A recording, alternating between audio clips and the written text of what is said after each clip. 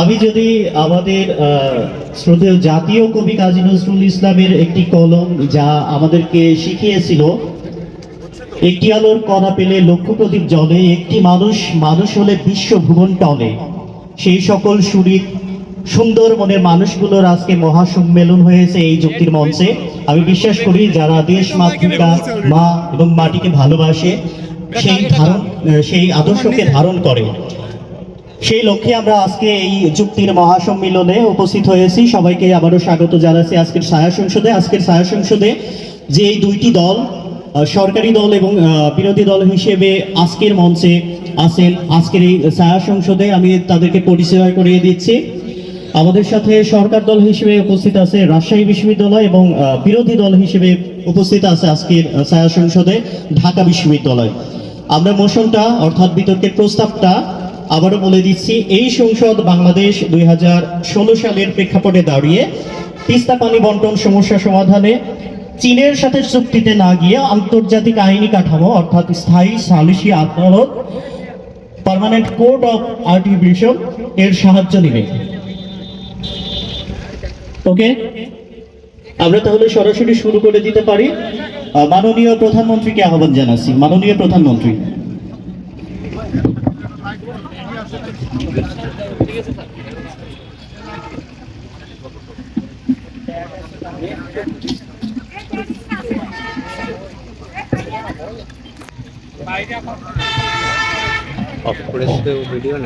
শুরু করছি 3, 2, 1। ধন্যবাদ মাননীয় স্পিকার। এই সংসদ বাংলাদেশ 2016 সালের প্রেক্ষাপটে দাঁড়িয়ে তিস্তা পানি বন্টন সমস্যা সমাধানে চীনের সাথে চুক্তিতে না গিয়ে আন্তর্জাতিক আইনি কাঠামো এর সাহায্য নেবে। আচ্ছা, এখানে প্রথম একটা জিনিস আমি কোট করব, সেইটা হচ্ছে 2016 সালের প্রেক্ষাপট। এই প্রেক্ষাপট চিন্তা করে আজকের আমাদের বিতর্কটা পরিচালিত হবে। আচ্ছা, এবার সিচুয়েশনটাতে আসি। আপনার সিচুয়েশনটা কি? আপনার এই যে দীর্ঘমেয়াদী একটা প্রবলেম, বছরের বছর গেছে, কিন্তু আপনার এই যে তিস্তার যে ন্যায্য হিস্সাটা সেইটা আপনি ভারতের কাছ থেকে নিতে পারেন নাই, আপনি তাদেরকে নেগোসিয়েশনে আনতে পারেন নাই বিভিন্ন কারণে। দ্বিতীয় আর একটা প্রেক্ষাপট, ভারত এমন একটা শক্তি, এই শক্তিটা আপনার হচ্ছে একটা ডমিনেটিং সুপার পাওয়ার এবং সে চায় রিজনালি ডমিনেট করার জন্য, এবং তার প্রধানতম শত্রু হচ্ছে চীন। এই কয়েকটা জিনিস চিন্তা করে আমাদের পরবর্তী বিতর্কটা পরিচালনা এবং চিন্তা ভাবনা করতে হবে। আমাদের প্রথম আর্গুমেন্ট, আমরা মনে করি পার্মানেন্ট কোর্ট অফ আর্বিট্রেশন রাজনৈতিক থেকে এটাকে কি আইনের আওতায় আনে এই সমস্যাটাকে কিভাবে আপনি চিন্তা করেন। এই যে ইস্যুটা, এই ইস্যুটা ভারতের কেন্দ্র এবং রাজ্যের মধ্যে একটা সংঘাত, মমতা ব্যানার্জি এবং মোদির মধ্যে যে সমস্যাটা, তারা এইটার মাধ্যমে নিজেদের ফায়দা লোটার চেষ্টা করে। সেকেন্ডলি, মমতা ব্যানার্জি বছরের পর বছর এই সমস্যাটাকে নির্বাচনে হাতিয়ার হিসেবে তৈরি করছে। এই যে একটা রাজনৈতিক ইস্যু, সেইটাকে আমরা মনে করি যে একটা আন্তর্জাতিক কাঠামোতে আনা উচিত এবং আন্তর্জাতিক বৈধতা দেওয়া উচিত। এবং এই জায়গা থেকে আন্তর্জাতিক বৈধতা আনলে আমাদের লাভটা কি? আমাদের লাভটা হলো এখানে ক্ষমতা আর অসমতাটা ভাঙে। কিভাবে? আপনি ভারতের মতো একটা সুপার পাওয়ারের সাথে, দুঃখিত কোনো বিওয়াই নিব না, ভারতের সাথে একটা সুপার পাওয়ারের সাথে আপনি নেগোসিয়েশন করতে পারেন না, কারণ সেই ডমিনেট এবং পাওয়ারটা আছে। তার মানে আপনাকে নেগোসিয়েশনটা যখন আপনি একা করতে পারেন না, তখন আপনাকে আন্তর্জাতিক ওই লোক বা সংস্থাগুলোর কাছে আপনাকে যেতে হবে, অন্তত পক্ষে আপনি জানেন ওই প্রপার বা ইকুইটেবল নেগোসিয়েশনটা তার সাথে করতে পারেন। তার মানে এখন বিষয় হলো ভারত এইটা কেন মানবে। ওই যে প্রথম প্রেক্ষাপটের কথা চিন্তা করেন, যখন 2014 সালে বাংলাদেশের সমুদ্র সীমা নিয়ে রায় দেওয়া হয় এবং ভারত সেটাকে শান্তিপূর্ণভাবে মানে এবং বাংলাদেশের সাথে সুসম্পর্ক বজায় রাখে, তার মানে আমরা মনে করি তারা প্যাকের প্রতি শ্রদ্ধাশীল, এই শ্রদ্ধাশীল থেকে তারা মানতে বাধ্য। দ্বিতীয়ত, ভারতের আন্তর্জাতিক আইনের ক্ষেত্রে তাদের হলো মূলনীতি হলো রুলস বেস অর্ডার, তার মানে তারা আন্তর্জাতিক লগুলোকে সমর্থন করে। এই সমর্থনের বেসিসে তারা যদি এই আন্তর্জাতিক লটাকে হচ্ছে বাইপাস করার চেষ্টা করে, এই জায়গায় তারা তাদেরকে কয়েকটা চাপ পাবে। এক, নৈতিকভাবে ভারতের ভাবমূর্তিটা নষ্ট হবে। দ্বিতীয়ত, একটা আন্তর্জাতিক প্রেশার তাদের উপর যাবে। এবার আসেন, বিষয়টা হলো এতে হচ্ছে ভারতের সাথে আপনার সম্পর্কটা নষ্ট হবে না, তার মানে ভারতের সাথে সম্পর্কটা আপনার জন্য অনেক বেশি গুরুত্বপূর্ণ। কেন গুরুত্বপূর্ণ? আপনি চিন্তা করেন, আপনার 3 পাশে ভারতের অবস্থান, আপনার দেশের ম্যাক্সিমাম নদীগুলো ভারতের ভেতর দিয়ে আপনার দেশে ঢুকছে। 16 সালের কন্টেক্সট চিন্তা করেন, আপনি চিনি, আপনি আলু, আপনি চাউলের জন্য ভারতের উপর কি পরিমাণ নির্ভরশীল ছিলেন, এবং কূটনৈতিকভাবে প্রতিটা ক্ষেত্রে ভারতের উপর আপনার নির্ভরশীলতাটা ব্যাপক ছিল। তার মানে 16 সালের প্রেক্ষাপটে বাংলাদেশ হিসাবে কখনোই আপনি ভারতের সাথে বিরোধিতা যাইতে পারবেন না। এখন চিন্তা করেন, যদি আপনি চীনকে আনেন, ভারত চীনকে তার প্রধানতম শত্রু হিসাবে চিন্তা করে। চীন ট্রাই করতেছে ভারতের আশেপাশের দেশগুলো, নেপাল, ভুটান, পাকিস্তান, এই দেশগুলোতে তার আধিপত্য বিস্তার করা। এবং এখন যদি চীনকে আপনি বাংলাদেশে ঢুকতে দেন, তার মানে আপনি সরাসরি ভারতের বিরুদ্ধে অবস্থান নেন। আমরা মনে করি সেই প্রেক্ষাপটে ভারতের সাথে বাংলাদেশের যে একটা বন্ধুত্বপূর্ণ সম্পর্ক ছিল, সেইটা কখনোই বাংলাদেশ হিসেবে করবেন না। এবং সেই প্রেক্ষাপটে বাংলাদেশের কূটনীতির অন্যতম মূলনীতি ছিল কারোর সাথে বৈরিতা, সবার সাথে বন্ধুত্ব। তার মানে এটা সমাধানটা আপনি কিভাবে করতেছেন? আপনি একটা থার্ড পার্টিকে দিচ্ছেন, কাকে দিচ্ছেন? একটা আন্তর্জাতিক সংস্থাকে আনতেছেন। তার মানে এইখানে আপনার উপর ভারত কখনো সরাসরি বার্ডেনটা দিতে পারে না যে তুমি আমার শত্রুর সাথে হাত মিলাইছো, বরং আপনি এই গোলটা আপনি ওই আন্তর্জাতিক সংস্থার কাছে যান এবং তার মাধ্যমে এটা সমাধান করার চেষ্টা করেন। আমরা মনে করি এর মাধ্যমে সম্পর্কটা ওই চীনের সাথে নেগোসিয়েশনের থেকে অনেক অনেক বেশি ভালো থাকে এবং 2016 সালের প্রেক্ষাপটে এটা অনেক বেশি গুরুত্বপূর্ণ। এবার চিন্তা করেন, তার মানে আমাদেরকে কোনো ট্রেড অফ করতে হবে না, হ্যাঁ একটা ট্রেড অফ করতে হবে। ট্রেড অফ হলো এরকম যে এই যে আইনি প্রসেসটা একটু দীর্ঘমেয়াদী, মানে একটু সময় লাগতে পারে। দ্বিতীয়ত, আপনার যে 100% চাহিদা এটা পূরণ হবে আমরা বলতেছি না। আমরা মনে করি যদি আপনি 40% পানি চান, অন্তত পক্ষে 30% পাবেন। এই ট্রেড অফ মানা সত্ত্বেও কেন আমরা এই জিনিসটাকে নেব? আমরা মনে করি যে যখন আপনি ভারতের সাথে নেগোসিয়েশন করতে পারছেন না একটা দুর্বল রাষ্ট্র হিসেবে, দ্বিতীয়ত আপনি চীনকে নিজের দেশে ঢুকানোর জিওপলিটিক্যাল সমস্যার মধ্যে ঢোকার মতো আপনি চাপটা নিতে চাচ্ছেন না। এই জায়গায় দ্বারা আমরা মনে করি যখন এই যে আন্তর্জাতিক আদালত একটা ইকুইটেবল প্রিন্সিপালের মাধ্যমে সলিউশনটা দেয়, এই সলিউশনটা কি বলে যে কান্ট্রিতে ডিসঅ্যাডভান্টেজ আছে এবং বাংলাদেশ যখন একটা ভাটিক দেশ, তার কিভাবে একটা ইকুইটি বজায় রাখা যায়। আমরা মনে করি ওই সলিউশনটা আমাদের জন্য একটু ভালো হবে। এবং লাস্টলি তাহলে আমরা কি দেখাই? একটি দীর্ঘমেয়াদী আইনি আন্তর্জাতিক সমাধান। শেষ করুন। হয়ে গেছে, দীর্ঘমেয়াদী আইনি আন্তর্জাতিক সমাধান। ওকে, অসংখ্য ধন্যবাদ। Strategic time no need. Okay, leader of the opposition. Bharat নাকি আমাদের বন্ধু? ভারত হচ্ছে আমরা ভারতের উপরে অনেক নির্ভরশীল, ভারতের সাথে আমাদের অনেক কিছু। ভারত আমাদের কোনোদিন বন্ধু ছিল না, ভারত কোনোদিন বন্ধু ছিল না, কোনোদিন বন্ধু ছিল না। এই জায়গা থেকে বিতর্ক শুরু করি। তারা বলছে আন্তর্জাতিক আদালতে গেলে সে আইন মানবে। কোন আইনটা মানছে? দেখেন, সমুদ্রে যে বিজয়টা হয়েছে, এটাতে পৃথিবীর সব দেশের একটা চুক্তি আছে, UNCLOS নাম। এই চুক্তির দেশে থাকার কারণে সে ওটা মানতে বাধ্য। আন্তর্জাতিক CLA আদালতে যখন যাইতে হয়, তাদের মধ্যে দেশগুলোর মধ্যে চুক্তি থাকতে হয়। তিস্তার চুক্তি হয়েছে এখনো? তো তিস্তা চুক্তি যদি না হয়, তাহলে এই পানি আপনি কোথেকে পাবেন না। এক। দুই, আপনি দেখেন এই যে ভারত, সে ভারত কি করছে? ভারতের সাথে পাকিস্তানের একটা বিরোধ আছে ইন্দু নদী নিয়ে। সেই ইন্দু নদীতে ওরা এই তিস্তার মধ্যে একটা বাঁধ বানায় রাখছে, সেটার নাম হচ্ছে বিশাগঙ্গা বাঁধ। একটু টাইমটা দিন, দর্শকের। এটার নাম হচ্ছে বিশাগঙ্গা বাঁধ। তো এই বিশাগঙ্গা বাঁধে কি হয় যে এখানে সে একটা বাঁধ নির্মাণ করছে। পরে PLA আদালতে গেছিল, পাকিস্তান আন্তর্জাতিক আদালতে যাওয়ার পরে বলছে যে না, তোমার একটু পানি দিতে হবে, পাকিস্তানকে ঠিকঠাক মতো পানি দিতে হবে। কোনো অ্যামাউন্ট বলে দেয় না কতটুকু পানি, বলছে ঠিক মতো পানি দিতে হবে। তারপরে কি হয়েছে? বছরের পর বছর গেছে, 1960 সালের কাহিনী। বছরের পর বছর গেছে, কোনোদিন পাকিস্তানরে ইন্দু নদীর পানি ঠিক মতো দেয় নাই, বরং আরো খাল খনন করছে। তার মানে হচ্ছে আন্তর্জাতিক আদালতে গেলে ভারত সবকিছু মানে, এটা সত্য না। আরো একটা উদাহরণ দিই, ভারত আর ইতালির মধ্যে 2016 সালে একটা ঘটনা ঘটছিল। ভারতের কিছু জেলে আন্তর্জাতিক সীমায় চলে গেছিল সমুদ্রের মধ্যে। তো এটাতে যাওয়ার পরে ইতালির সাথে ইতালির ওরা ওদেরকে অপহরণ করে নিয়ে গেছে এবং পরবর্তীতে হত্যা করছে বলেও শোনা যায়। তো ভারত চাইছে যে এটার বিচার আমি নিজের দেশে করবো, কিন্তু আন্তর্জাতিক আদালত বলছে তুমি এটা করতে পারবে না। ভারত এটা পাবলিকলি বলছে যে আমি এই রায় মানি না। তো সমুদ্রের রায় মেনে নিছে বলে ভারত নদী মেনে নিবে, এটা কোনোদিন হইতে পারে না। এখন আসেন, ভারত নদী আরো কেন মানবে না? আপনি দেখেন তারাই শুরু করলো যে পশ্চিমবঙ্গের মমতা ব্যানার্জিরা বারবার আটকে দেয়। তো আন্তর্জাতিক আদালতে গেলে আদালত মমতা ব্যানার্জিরা কিভাবে এটা ঠিক করবে? কোনো ঠিক করার প্রসেস নাই। পুরো ভারতের পশ্চিমবঙ্গ আর সিকিমের দ্বারা সেচ প্রকল্প এই নদী দিয়ে দেয়, এটার মাধ্যমে মমতা ব্যানার্জি প্রতি বছর অনেকগুলো ভোট পায়। তাহলে মমতা ব্যানার্জি কেন তার ভোটগুলো হারাবে? কোনো কারণ সরকারি দল দেখাইতে পারছে? পারে নাই। তার মানে হচ্ছে এই বিতর্কতে এই ভারত কেন আন্তর্জাতিক আদালতে গেলে খুব ভালো হয়ে যাবে, এইটার কোনো তাদের কাছে সমাধান নাই। সর্বশেষ ভারত নিয়ে আরেকটা উদাহরণ, বাংলাদেশের গঙ্গা চুক্তি হয়েছিল একটা, যেটার মেয়াদ 2026 সালে শেষ হবে। সেখানে প্রতি 10 দিনে 35,000 কিউসেক পানি দেওয়ার কথা ছিল ভারতের। এর মধ্যে আমরা 5-10 হাজার কিউসেকও ঠিক মতো পাই না। তার মানে হচ্ছে আমাদের যে চুক্তি আছে, এই চুক্তিটাও আমরা ঠিক মতো ভারতের কাছ থেকে নিতে পারি না। আন্তর্জাতিক আদালতে গেলে ও আমার কথা মেনে নিবে, এই ধরনের কোনো অবান্তর স্বপ্ন আজকে এই বিতর্কে বসে আমরা দেখতে চাই না। এখন আসেন, আমাদের দেশে আসলে কি হয়েছে? আমরা 2022 সালে, আপনারা সবাই দেখছেন, অক্টোবরে যে বন্যা হয়েছে 20 তারিখ, আমন ধান মাত্র উঠানো হয়েছে, সবার ঘরে ঘরে ধান উঠানো, এমন সময় বন্যাটা হয়েছে। ও 2 দিন 1 দিন আগেও 12 ঘন্টা আগেও বলে নাই যে ভাই আমি বাঁধটা খুলে দিব। ইমিডিয়েটলি বাঁধ খুলে দিছে, এই সব পানিতে তলায় গেছে। বিরোধী দল এসে বলবে যে ভাইরা 2022 সালে হয়েছে, বিতর্ক তো 2016 সালে করতেছে, ঠিক আছে সমস্যা নেই।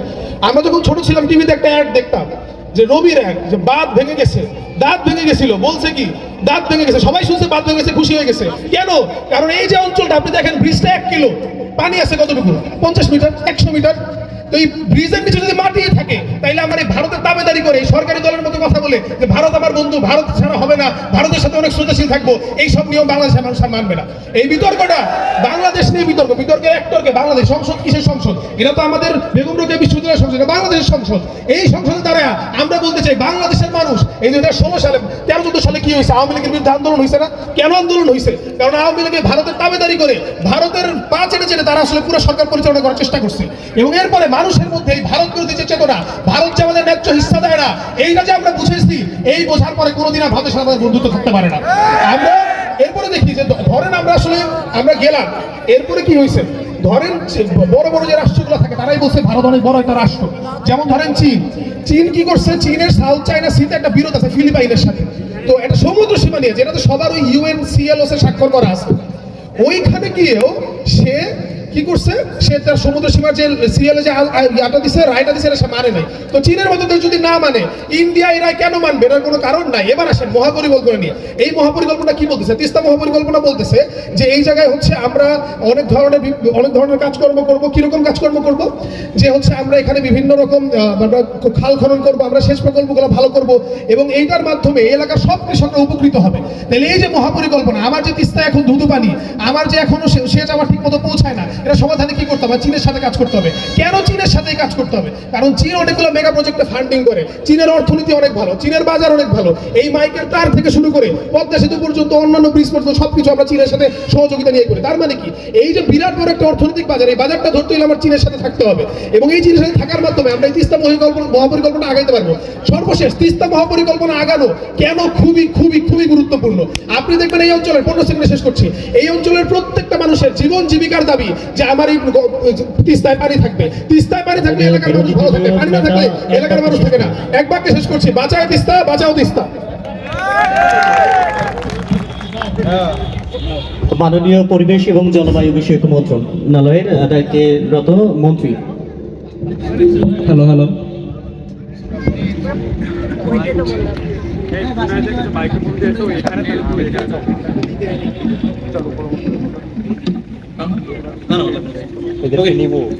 Three two one.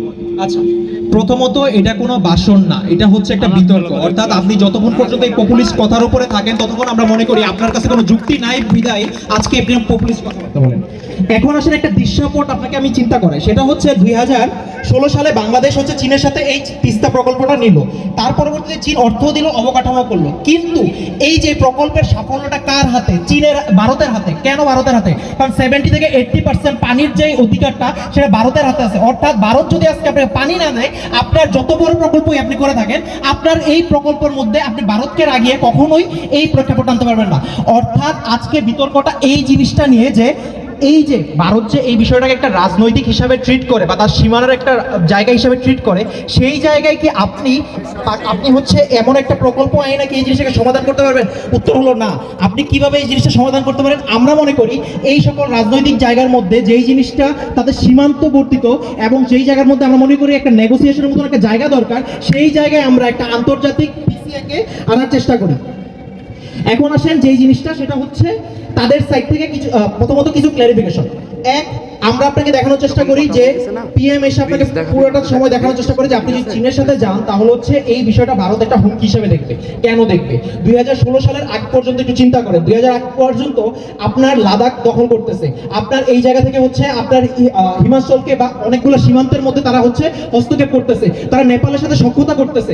এই সকল জিনিস যখন আপনি দেখেন তখন আমরা চিন্তা করি, পরের চেয়ে নিচ্ছি, তখন আমরা চিন্তা করি যে আপনি চীনকে যদি খুশি করতে চান বা চীনকে যদি ইয়া করেন, তখন হচ্ছে ভারত হচ্ছে রাগান্বিত হবে। এবং রাগান্বিত হইলে এই যে আপনাদের শুষ্ক মৌসুমে 70 থেকে 80% পানির যে অধিকারটা তাদের হাতে আছে বা তাদের কাছে এই আপস্ট্রিমের যে একটা ন্যাচারাল রিসোর্স আছে, সেই জিনিসটা আপনার জন্য খোলে না, সেটার জন্য আপনার আজকে পানিটা আসে না।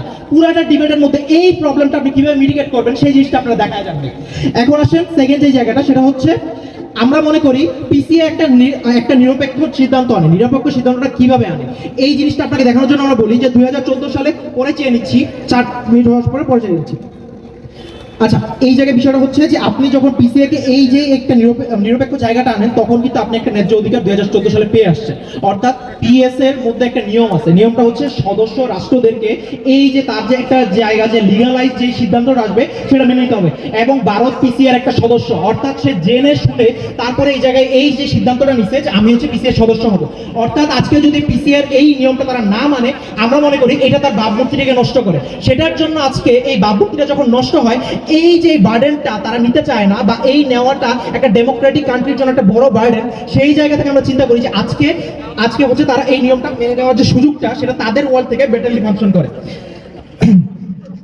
এখন আসেন যেই জায়গাটা, সেটা হচ্ছে উৎস নিয়ন্ত্রণ করে কারা। এক, ভারত। সেকেন্ডলি যে বিষয়টা সেটা হচ্ছে আপনি কি ভারতের আচরণকে পরিবর্তন করতে পারেন কোন মাধ্যমে? চীনকে দিয়ে আপনি দেশের মধ্যে তাদেরকে ইনভেন্ট করে, নাকি হচ্ছে একটা আন্তর্জাতিক জায়গার মধ্যে, যে জায়গার মধ্যে পিসিএ কে তারা নিজেরা সম্বোধন করছে সেই জায়গা থেকে? আমরা মনে করি আপনি যদি পিসিএর কাছে যান তাহলে হচ্ছে ভারতের যে রেগে যাওয়ার সম্ভাবনাটা সেটা কম থাকে এবং আপনি এই পানির হিস্সাটা পান। এন্ড থার্ডলি যে জায়গাটা সেটা হচ্ছে চীনকে আনলে বাংলাদেশকে ভারত কিভাবে ট্রিট করবে, সে চিন্তা করবে যে বাংলাদেশ হচ্ছে চীনের একটা বলয়ের মধ্যে আছে। এই বলয়টা যখন থাকে, আমরা মনে করি আপনার 3 পাশ দিয়ে যখন ভারতের মতো একটা দেশ আছে, তখন আপনি যত কিছুই বলেন যে ভারত আমার বন্ধু না, কিন্তু ভারত আপনার যদি শত্রু নেন, আমার মনে হয় যে আপনার মতন আমাদের মতন একটা ছোট দেশের জন্য এটা অনেক বড় বার্ডেন যে আমরা হচ্ছে এই জিনিসটা আনতেছি।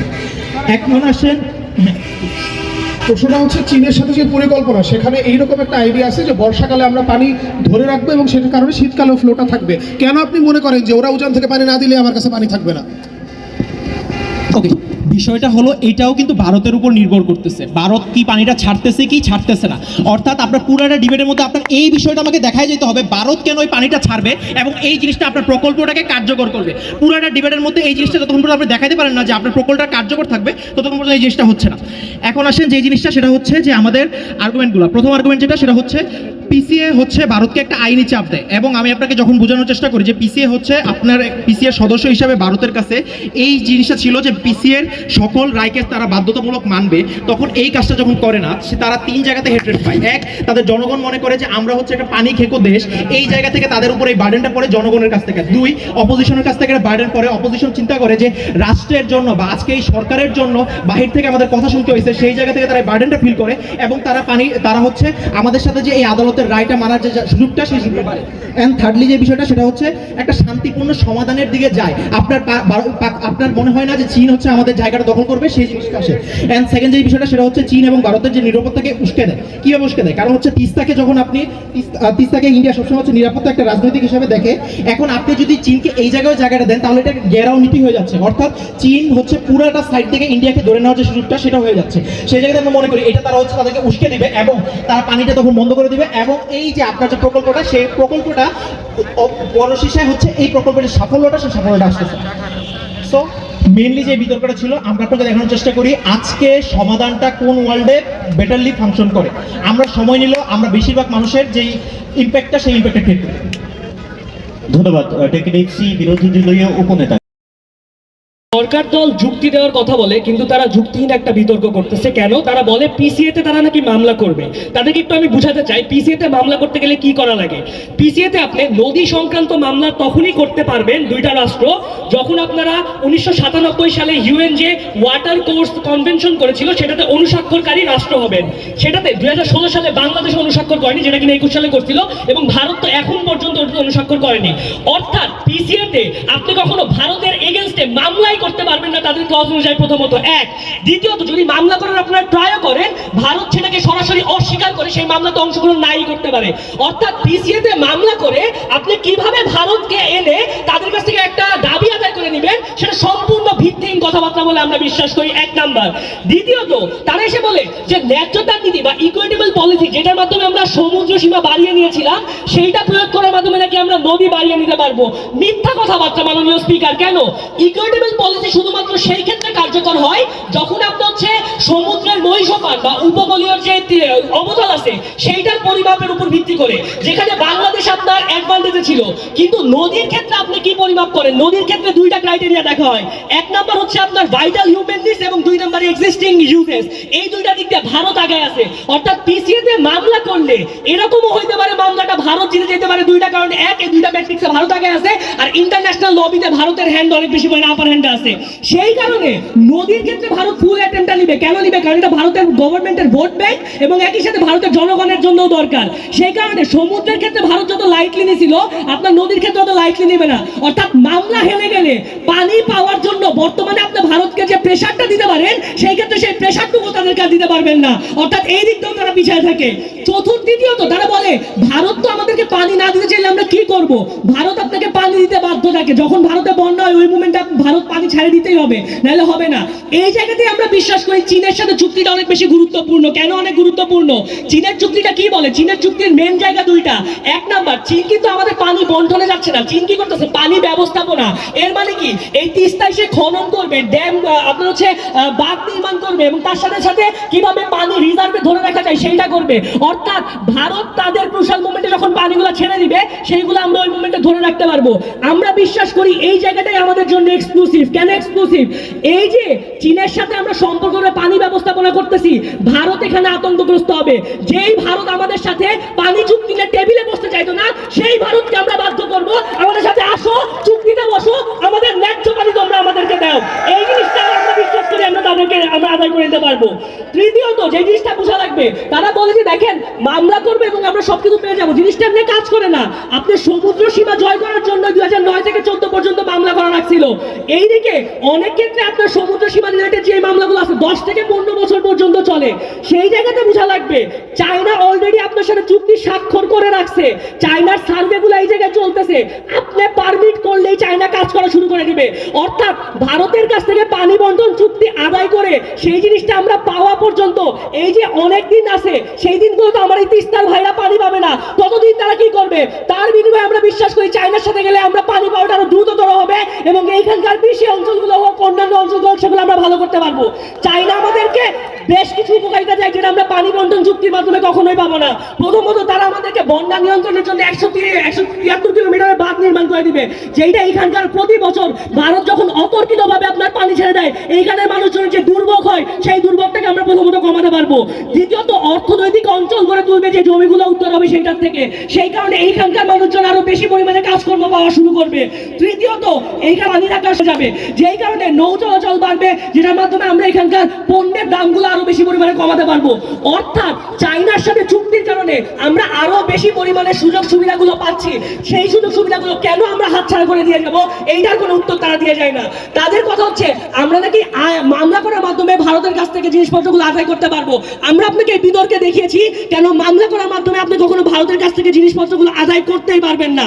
তার পরিবর্তে যখন আমরা চায়নার সাথে যাব, তখন ভারত বাধ্য হবে আমাদের সাথে আলোচনা করার মাধ্যমে জিনিসটাকে একটা সলিউশন আনার জন্য। অর্থাৎ এই বিতর্কে বিরোধী দল হিসাবে আমরাই আপনাকে দেখাই কি করে আমরা ভারতের কাছ থেকে, যে ভারত একদিন অন্যায্যভাবে আমাদেরকে পানি দিচ্ছিল না, সেই ভারতকে আমাদের সামনে মাথা নত করতে বাধ্য করতে পারি। তারা কি করে? তারা ভারতের কাছে মাথা নত করে পানিটুকু ভিক্ষা চায়, নিজেদের ন্যায্য পানিটুকু ভিক্ষা চায়। সেই জিনিসটা আমরা করি না। আমরা মাথা উঁচু করে নিজেদের মর্যাদার সাথে বলি যে না, আমরা দরকারে চীনের সাথে চুক্তি করবো যদি তোমরা আমাদেরকে পানিটুকু আমাদেরকে না দাও। অর্থাৎ আমাদের ওয়ার্ল্ডে আমরা পানি ব্যবস্থাপনাও করতে পারি, ভারতকে চাপও দিতে পারি আমাদের ন্যায্য পানি আমাদেরকে দেওয়ার জন্য। আমরা মাথা উঁচু করে পানি যাবো, মাথা নিচু করে আমরা আত্মসমর্পণ করবো না। ধন্যবাদ। অসংখ্য ধন্যবাদ। সরকার দলীয় হুইপ।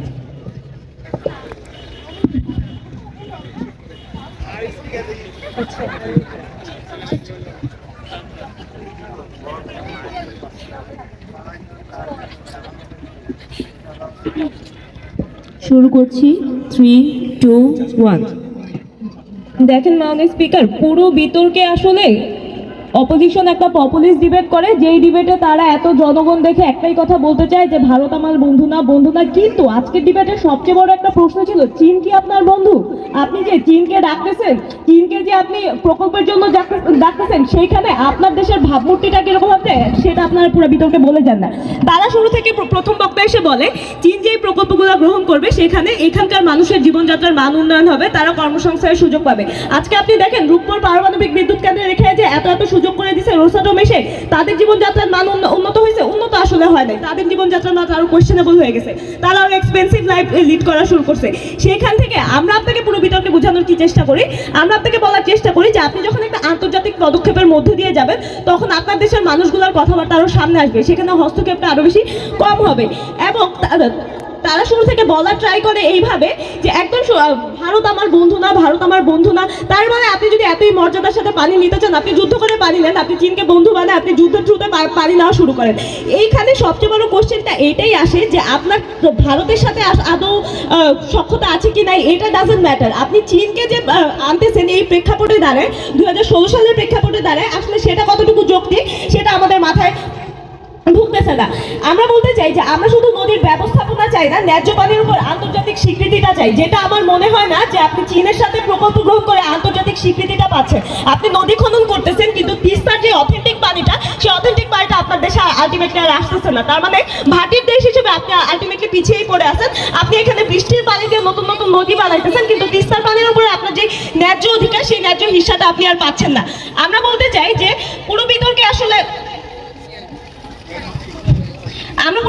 বলতে চাই এই যে পিসিএর যে আইনি চাপটা থাকবে, আইনি চাপের কারণে আসলে ভারত একটা কোয়েশ্চেনেবল অবস্থার সম্মুখীন হবে। সে আন্তর্জাতিক প্রেক্ষাপটে তাকে কোয়েশ্চেন করা হবে যে সে কেন বাংলাদেশের সাথে এই ধরনের চুক্তিতে আসে। দ্বিতীয়ত, ভারতের যে নিরাপত্তাকে উস্কে দিবে, চীনের সাথে যদি আপনি প্রকল্পে আসেন, আপনি রংপুরের একটা বিভাগ হিসেবে অলরেডি ভারতের সাথে একটি সীমান্তবর্তী অঞ্চলে আছেন। এই সীমান্তবর্তী অঞ্চলে এসে আপনি আরেকটি দেশের সাথে একটা চুক্তিতে যাচ্ছেন, সেটা ভারত আপনার উপর কিভাবে অ্যালাউ করবে সেটা অ্যাকচুয়ালি একটা বড় প্রশ্নের জায়গা। যেখানে আপনার দেশে আপনি প্রত্যেকটা চুক্তিতে, প্রত্যেকটা ট্রেডিং এর ক্ষেত্রে আমি ভারতের উপর ডিপেন্ড নিচ্ছি না, প্রত্যেকটা ট্রেডিং এর উপর আপনি ভারতের উপর ডিপেন্ডেন্ট। সেখান থেকে এত বড় একটা পদক্ষেপ যেখানে বছরের পর বছর ধরে একটা রাজনৈতিক দর কষাকষি চলতেছে, সেখানে আপনি ডিরেক্টলি ভারতের সাথে একটা ক্ল্যাশে চলে যাচ্ছেন। এইখানে দাঁড়ায় আসলে আপনি যদি এমন পপুলিস্ট কথাবার্তা বলেন যে ভারত আমার বন্ধু না, ওর সামনে আমি মাথা নত করবো না, এটা আসলে বোকামি ছাড়া কিছুই না। আপনার একটু সুশীলভাবে চিন্তা করা উচিত যে অ্যাকচুয়াল পলিসিটা কি হওয়া উচিত।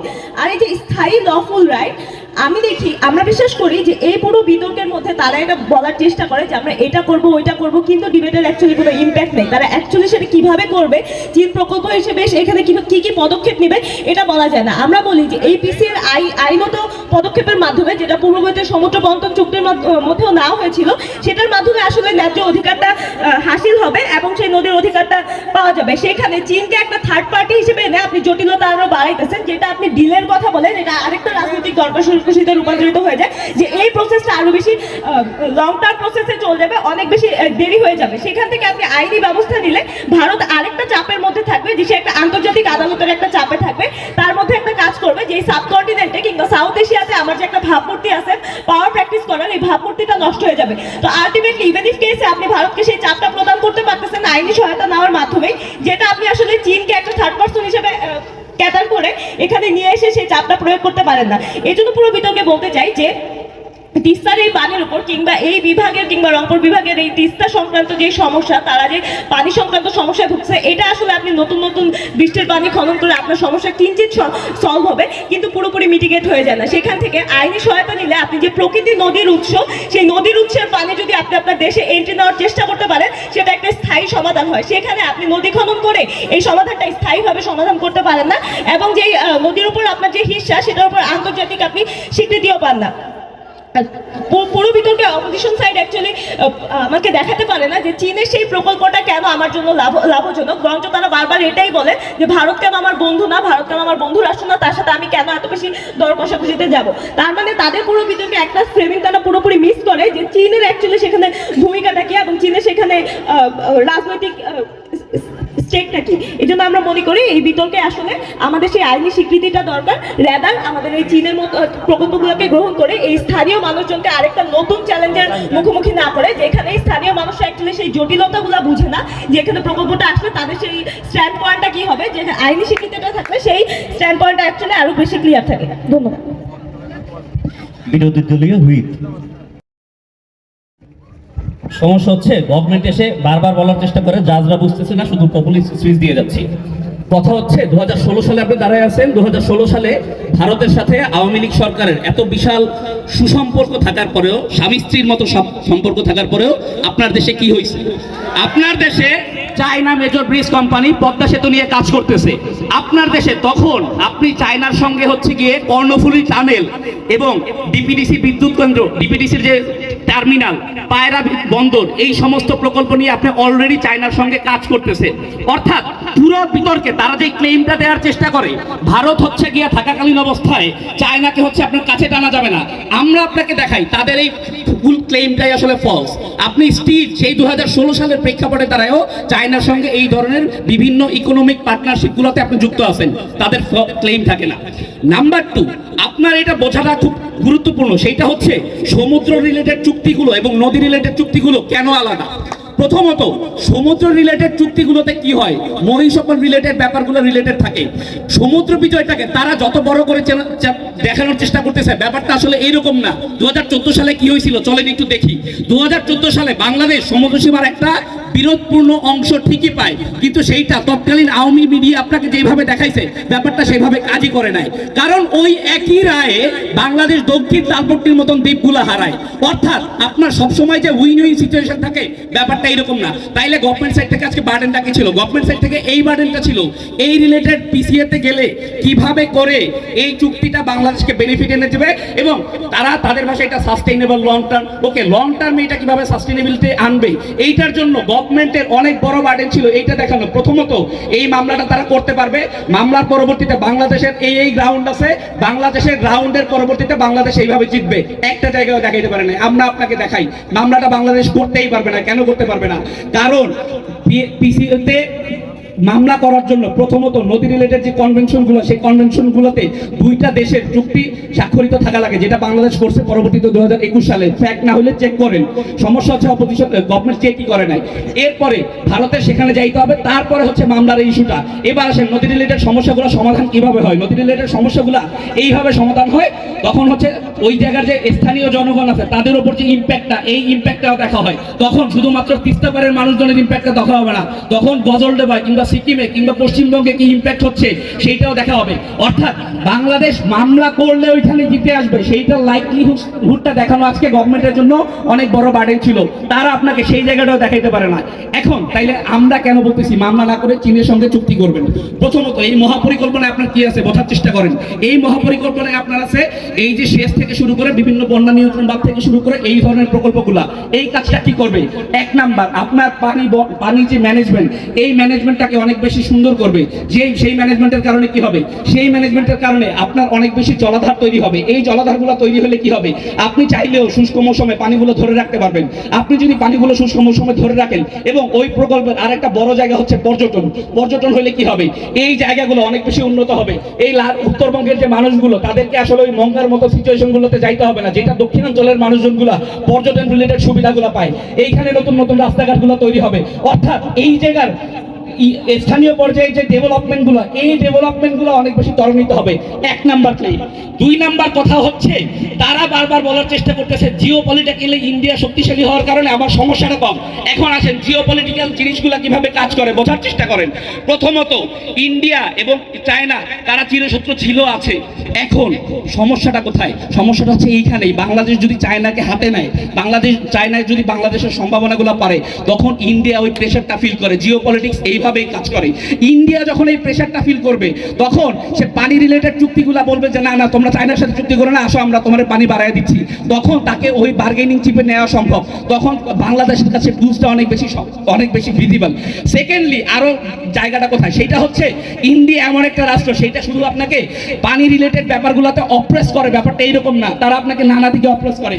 যখন আপনি চায়নার সঙ্গে এই সম্পর্কটা বৃদ্ধি করেন কিংবা করার চেষ্টা করেন, তখন বাই ডিফল্ট ইন্ডিয়া একটা প্রেশার খায়।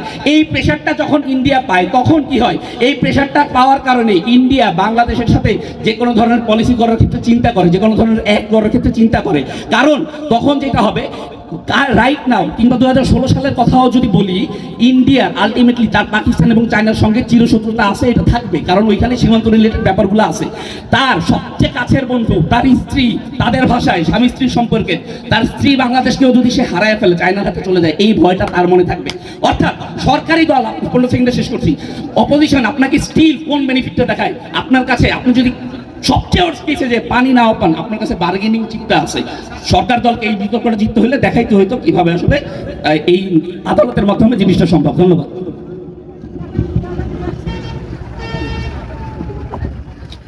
চলছে যুক্তির মহাযুদ্ধ, আমরা উপভোগ করছি। এই পর্যায়ে শেষ হলো গঠনমূলক পর্ব, আমরা এই পর্যায়ে চলে যাচ্ছি যুক্তি খণ্ডনমূলক পর্বে। Rebuttal from opposition.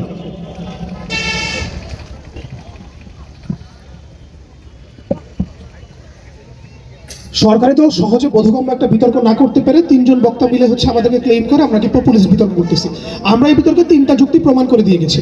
প্রথমত আমরা প্রমাণ করছি যে পিএল এর এই ধরনের আদালতের রায় যদি আমাদের পক্ষেও আসে, প্রথমে ধরে নিছি পক্ষেও যদি আসে, তারপরও ভারত কেন মানবে না। আমরা দেখাইছি ইতিপূর্বে ভারত এই ধরনের চুক্তির রায়গুলো মানে নাই, আমরা দেখাইছি অন্যান্য রাষ্ট্রগুলো এই ধরনের চুক্তির রায়গুলো মানে নাই। তার এই উদাহরণমূলক একটা স্পিচকে তার ভাবে পপুলিস্ট স্পিচ, কিন্তু এই উদাহরণগুলো অ্যানালাইসিস করে আমরা বুঝাইছি যে এই ধরনের চুক্তিগুলো যে ভারত মানবে এটার পসিবিলিটি প্রথমত খুব লো।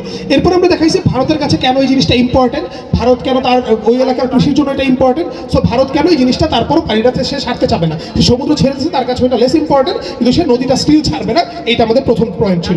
দ্বিতীয়ত আমরা বলছি যে পানির সমস্যা সমাধান করতেছে। আমরা বলছি যে এই ধরনের চুক্তিতে গেলে আমাদের এই অঞ্চলে কিছু সমস্যা আছে, এই সমস্যাগুলো আমরা সমাধান করতে পারতেছি।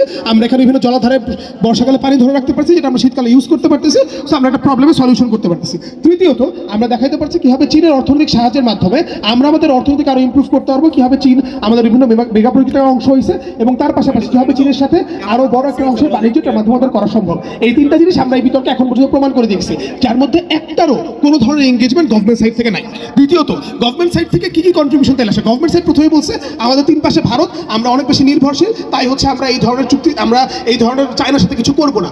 আপনার তিন দিকে ভারত, তাইলে ভারত যদি প্রতি যদি নির্ভরশীলই হন, তাইলে আপনার এই চুক্তিগুলো ভারত তাইলে কেন মানে, ভারত তো আরও মানবে না, বলবে তুমি আমার উপর নির্ভরশীল। কিন্তু আমরা মনে করি সিচুয়েশনটা এমন না। আমরা মনে করি ভারতের উপর বাংলাদেশ শতভাগ নির্ভরশীল না। কেন? কারণ 24 সালে গণঅভ্যুত্থানের পরে আমরা দেখছি যে বিভিন্ন সময় ভারতের সাথে যখন বাংলাদেশের কোনো ধরনের বাণিজ্যও ছিল না, সেই সময়ও বাংলাদেশ কিন্তু ঠিকভাবে চলতে পারছে। বাংলাদেশ বিভিন্ন সময় এই ধরনের ভারত হচ্ছে তাদের একটা টুল ইউজ করে বাংলাদেশকে বিভিন্ন সময় ভয় দেখাইলেও বাংলাদেশের কাছে ওই টুলগুলো সবসময় ছিল, সেইটা আমরা শুরু থেকে দেখাই গেছি। তারা বলছে আন্তর্জাতিক চাপের কারণে সে মেনে যাবে। এই আন্তর্জাতিক চাপটা কিভাবে কাজ করে, এই রায়ের কারণেই কেন ভারত তো ভয় পেয়ে যাবে। ভারত যেখানে আন্তর্জাতিক একটা পরাশক্তি, ভারত যেখানে পারমাণবিক শক্তিধর, সেখানে আদালতের রায়টা ভারত কেন মেনে নিবে, এই কারণটা তারা আসলে স্পেসিফিক্যালি দেখাইতে পারে না মানুষ। এবং লাস্টলি তারা বলার চেষ্টা করেছে ইন্ডিয়া চায়না যেহেতু অনেক বড় সমস্যা আছে, আমি যদি চাইনিজ একটা ব্লকে যে ইন্ডিয়া খুব সমস্যা, ইন্ডিয়া আমাদের সাথে খুব খারাপ আচরণ করবে, আমরা পুরোটা ক্ষেত্রে দেখাইছি ইন্ডিয়া তখন আমাদেরকে রেসপেক্ট করতে শিখবে। এটা কিভাবে হয়েছে আপনি দেখেন কন্টিনিউসলি 16 সালের আগে থেকেও ভারত যখন তার চারপাশের প্রত্যেকটা প্রতিবেশীকে প্রতিনিয়ত কন্ট্রোল করতে চাইতো, সেই সময়ও কিন্তু হচ্ছে সেই প্রতিবেশীগুলো অন্য রাষ্ট্রের সাথে যখন যোগাযোগ রাখতো তখন ভারত এটাকে ভয় পাইতো। ভারত ভয় পেত একটা বাজার হারানোর, ভারত ভয় পেত একটা প্রতিবেশী হারানোর। ভারত বাংলাদেশের উপর অনেক ক্ষেত্রে নির্ভরশীল। আমরা জানি 10টা কষ্ট আলার মতো ঘটনা ঘটছে, যেটার কারণে ভারত কিন্তু আসলে অনেক ক্ষেত্রেই এই তাদের 7 সিস্টার্সের নিরাপত্তার জন্য বাংলাদেশের উপর নির্ভরশীল। সো 7 সিস্টার্সে কি হবে এটা কিন্তু বাংলাদেশ ডিসাইড করে। তার মানে হচ্ছে বাংলাদেশের জন্য এই পার্টটা খুবই ইম্পর্টেন্ট যে বাংলাদেশ হচ্ছে এই জায়গায় মাথা উঁচু করে রাখতে পারবে। তার মানে তারা যে পুরো আইডিয়াটা দেওয়ার চেষ্টা করে যে বাংলাদেশ পুরোপুরি নির্ভরশীল, আমাদের কাছে অন্য কোনো উপায় নাই, তাহলে চলো আদালতে চলো।